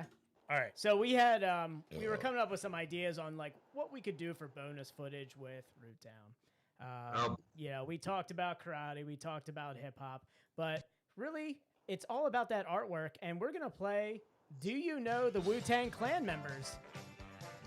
This is a game show right now where we are gonna have you list the members of Wu-Tang Clan right now. So what? This is a visual thing? No. I mean, it's visual in the sense that people can see you. Yeah, but... people can see you not name all of them. It's okay. You're playing the shit. Yeah. Yeah, we are right now. This is a game show with just one question. We want you to name every single member of the Wu-Tang Clan. Name everyone. Name the Wu-Tang Clan members. RZA, Raekwon, Old Dirty Bastard, Method Man, dude, best live performer ever, Method Man. Are we going like all the way into fucking like the obscure dudes? No, the essentials. Oh, okay, gotcha. I'm sorry. Where do we? All right, let's start from the beginning now. All right, let's start from the beginning. All right, Raekwon, RZA, Jizza, ODB, Method Man, drawing a fucking blank on everybody right now. Oh shit! Yeah, old Scrumptious McGumpkin. Yeah. Oh no! I'm sorry, sir. Old Scrumptious McGumpkin was actually a member of. He used to be in Casey and the Sunshine Band, but then he revamped. You know, he just kind of changed around. Yeah. Dan, every time we get started, I fucking get distracted. We've got two key ones that we're not talking about. Raekwon the chef. Oh shit! Oh shit! The stream is going off. They've got answers. I said him. Inspect the deck. Oh yeah. Okay. All right. Good. Ghostface. Oh, Ghostface. Yeah. Fuck yeah. So that's literally what I was going to say. I thought you were going to put them up visually because I was going to go Raekwon and Ghostface. I always get confused visually if you put them up in front of me. Oh, I was going to say. I don't know, man. Let's go with the screen share on this one. We're gonna go. We're gonna go screen share. We're gonna see if this works. This is what comes up if you. Now Dan remembered Capadonna, but Capadonna earlier. No fucking way. I admittedly have a Capadonna CD in my CD collection. All right. But it says since 2007, and 2007 is nowhere near. No, Wu-Tang it's not. Clan. I wasn't going to say I was going to say bonus points if he mentioned Capadonna. I'm just shocked about Ghostface and Inspect the Deck. I thought it was a joke when you said him. Like, yeah, he's great, but I mean, I don't know. Like, I lay Easter eggs into the episode right there. Just a few little Easter eggs right there. But man, Inspect the Deck and Ghostface.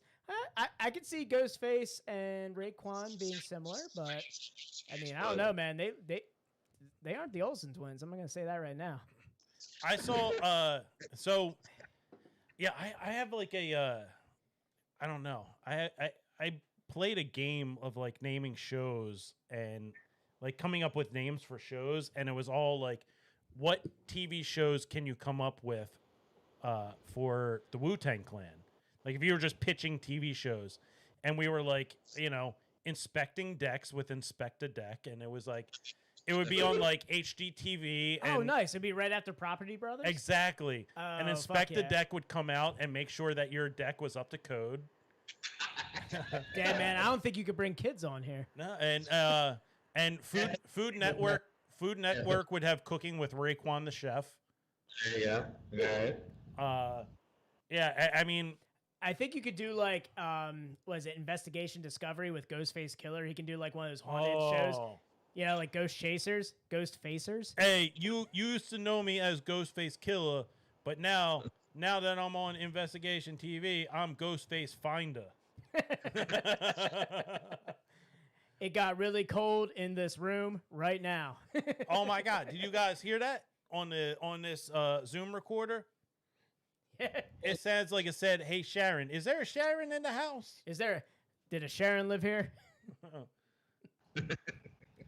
Shit, that's Redman. Why is he in there? I was saying because I had this trip that I went with a bunch of buddies, and we did this game. We're like, all right, we were listening to Wu-Tang Clan, and we asked the rest of the people in the car. We're like, yo, name the members of Wu-Tang Clan. They went, well, Method Man, Redman. I went, what? Yeah, Red. Oh no, yeah. Redman's great, man. Like they're, but yeah. Redman was never a Klan member. And then we sat there for like an hour, and these people were like, I swear, he was part of it. I'm like, no, he wasn't. And it almost became like, we were talking about before the podcast, like, did Sinbad have a genie movie called Shazam? Which, yes, he did. It almost became like Mandela effect, where like we had half the car just wouldn't believe us. Before the Large Hadron Collider was built, it was all about Shazam, the movie with Sinbad, and the Bernstein Bears. Ah, the Bernstein Bears. Yeah. Yes. Yeah. That was the start of all the Mandela effects. Was the Large Hadron Collider. Oh, okay. When they started to open up black holes and bullshit and. Damn, okay. Alex Jones. I'm going to circle this back around to Craft The Large Hadron Collider is making everybody gay. God damn it. Tom, get off this podcast. They're making the frogs gay. All right. I got to ask about the... with Bonifer or Boniver, whatever that dude's name is. Boniver. Oh, the musician? Who's Bonnie Bear? Whatever. Boner Fiver. Yes. Bonifer. Bonifer. Dude, it's hilarious shit. Oh, man. That's fun. So I want to circle back around to craft beer. So I saw that your anniversary beer is an IPA. It's a hazy one. You gotta sell. All right, got a haze boy. All right. If it's an anniversary beer, it's got to be a hazy IPA. I think that's the rules of beer right now. Yeah. Yep. We're gonna circle the block. Have a couple. What do they call that? They say no. When you got somebody who's buying the beer for you, what do they call that? The mule. No, it's not the mule. They say like no something. Oh, proxies. Proxies. Yeah, no proxies, guys. No proxies. Right? No proxies for our beer. I don't see. There was this whole. There was a whole. I don't know if you guys keep up with the craft beer drama, but there was a whole. Yeah, you know me. There was the whole thing with It's every morning. Treehouse shut down their the mules. I did see that. So I really don't, and I don't know if you guys can shed light on this as a, craft beer business owner, but what I don't understand like what the deal is with like no proxies. Like if I order the beer and I'm like, yo, Dan, can you pick up this beer for me because you're going up there? Like I don't need to drive out to Lansdale if you're already driving out to Lansdale. Can't you pick me up a beer? Maybe a hoagie on the way home. Exactly. Like from Mayor of Easton or whatever. Yeah. I'm going up to Lansdale. I'm mayor of IPA town tonight.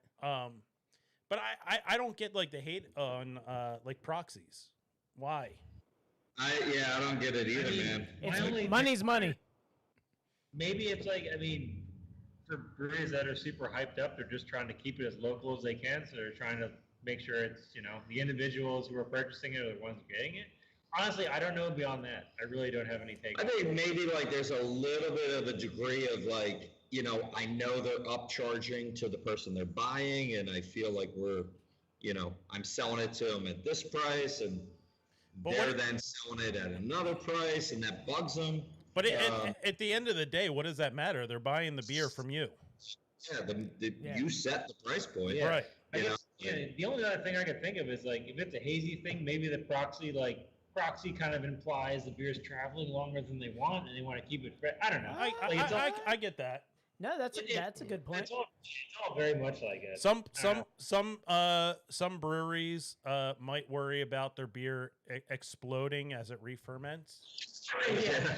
Well, we just packaged a bunch of grenades. We have no faith in the beer we package, so therefore. Yeah, keep it local, guys. No proxies. Oh my god! We've just sent a bunch of Timothy McVeighs out into the world. Jesus Christ! Don't open after midnight, or you guys got gremlins. Let me tell you. Don't water your mug. Yeah, oh, your Honda Civic hatchback exploded. Sorry. Yeah, my sorry that sludge can blew up in your windshield and you. Oh my god! I'm sorry that the back of your Honda Civic hatchback now smells like banana chocolate s'more. I'm going to throw my Charlie from It's Always Sunny legal cap on. I think there is some Bird law. Oh, okay. There's some bird law that applies to this. I think because of proxies, you're not looking at IDs when someone's like, I'm picking up for Dan. Dan could be some 19-year-old from fucking Phoenixville who's just like, yo, man, just go down and get that haze boy. I'm trying to impress these chicks. I don't think the brewery is accountable for that. No. I think that falls under whoever bought it. Okay. See, again, bird law. That's all I have to say. So just thinking, I'm like, hey, if you're not the name on the ticket when I'm passing out beer to you, I'm a little hesitant. Yeah, I never really got that. It's like the people are buying it at face value, and after that, it's out of the brewery's hands. And yeah, my more cynical mind is almost like, let's just like reduce the amount of people that can buy this as much as we can and create more scarcity and just hype it up even more ironically, in an unintentional way. The ironic hype, yes. The hype train. Yeah. Do you guys want to sit for another couple hours? Because I'll start talking about the hype train. No, we'll let that shit that's a Pandora's box. I don't want to. That shit got ridiculous for a little while. Oh man, yeah. Those lines were absurd. I've begrudgingly sat in a couple, so I've been in a couple of those lines. Chasing the dragon, the haze, as you will. Yeah, your mind goes to a dark place when you're standing on a sidewalk for 3 hours. It's like, yeah, I mean some of those. I can't tell you how much candy I've crushed waiting on IPAs. Yeah, and I gotta say, I can guarantee that those memories have been imprinted into Dan's mind. Yes, severely imprinted to the point where my hands were tired. Oh, yes. Okay. Speaking of, yeah, you had a bad day. Oh. I had a buddy of mine, so I'm not going to deny it. Like, I'm really good friends with Gene and still am to this day. But a buddy of mine would, send me a text because he knew I knew Gene and would go, can you ask Gene why I just paid $30 for a growler fill? And I go, Matt, it's because you paid $30 for a fucking growler fill. That's what Stop doing it, and he'll lower the fucking prices. Like, come on, man. Because it's very simple. You're demanding it, and they are supplying it. Yeah. So good on them, for raising the price. Fuck them. I mean, right now. I mean, we're off podcast, so our vast audience is out of here, so we won't get canceled for. We won't get canceled. I won't get canceled for mentioning this. I would pay $60 for a growler fill of Prayer Group right now. Oh shit! It was the best beer I had last year. Yeah, man. I mean, Alien Church is still top tier IPA for me. But they're hype on you, so to speak. It's like they're so good. Yeah. Yep. Oh my god.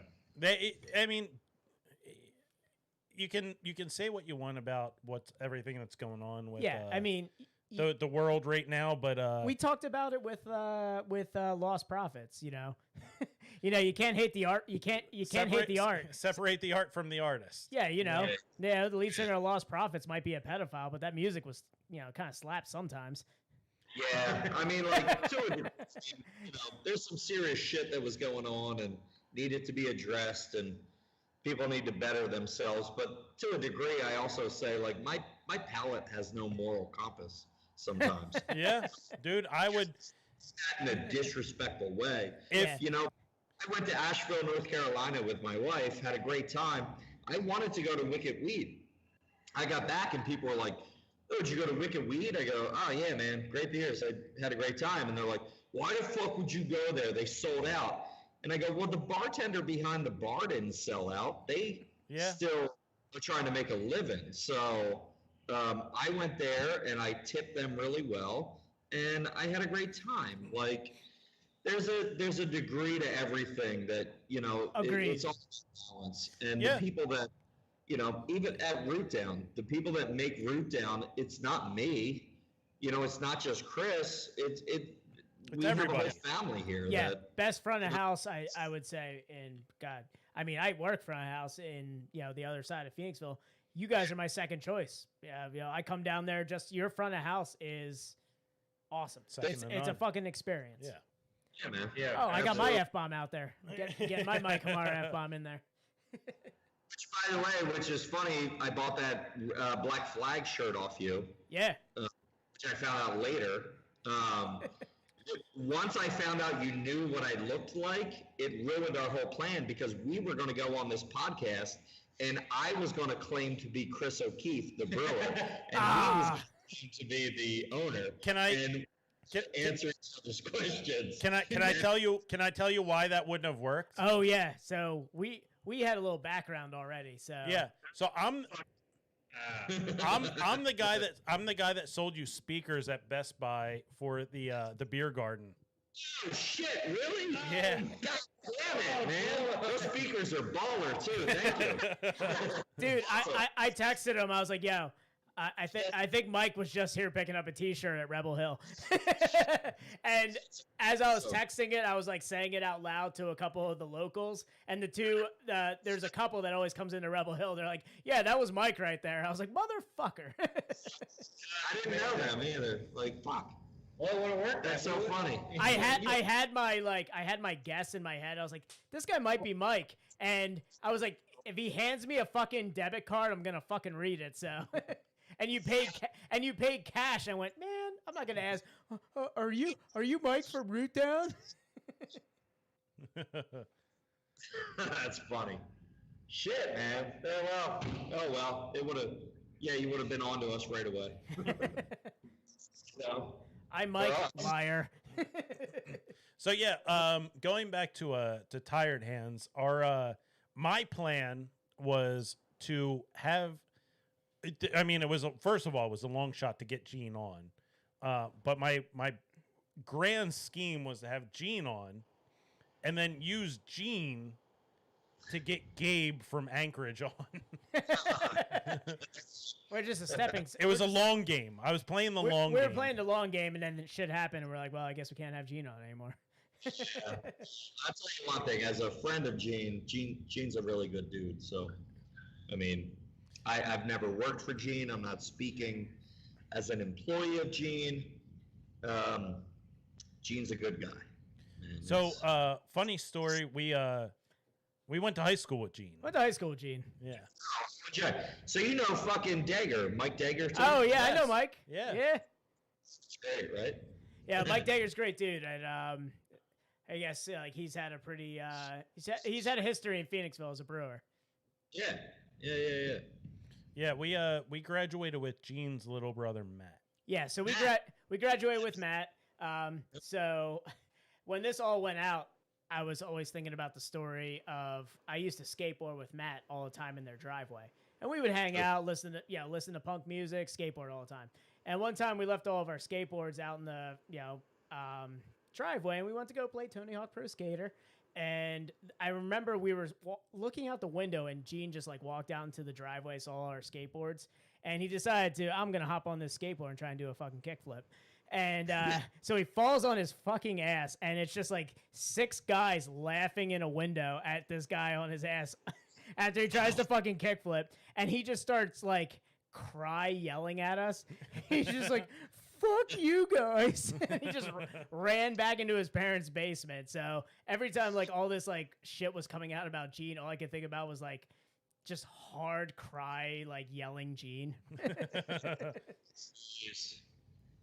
When this shit came out for me, I thought of all the times Gene helped me in this industry and gave me some good advice. So I don't know. I mean, it's really like the stories you get from Gene are either they're just only, polarizing. It's only two sides of the spectrum. It's either like Gene was like really great and helped me out, or he couldn't kickflip. Yeah, Gene sucks, and everyone hates Gene. Flips and maybe managing a couple employees, but I don't know. I love the guy. I will stand by him. Is he hanging in? Is he hanging in there? Have you talked to him since the whole thing come out? Before shit blew up, I'm not going to talk personally about it, but I hope the best for everybody involved. And I got to be honest, a lot of Tired Hands employees come in here, and they're great people, man. So look, it's a great company as far as the employees go, and they're doing their thing right now. So just don't lose sight in the fact that support the people behind the bar, support the people that are packaging beer for you. I agree 100%.